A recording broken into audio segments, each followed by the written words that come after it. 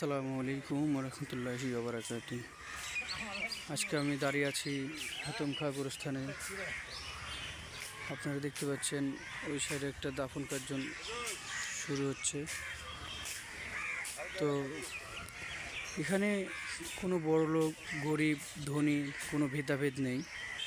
এখানে একদিন সবাইকেই আসতে হবে।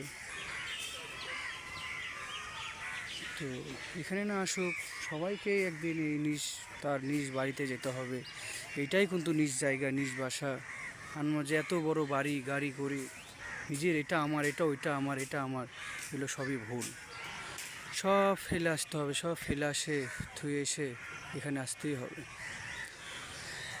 তাই মানুষের এত অহংকার কেন আমি বুঝি না।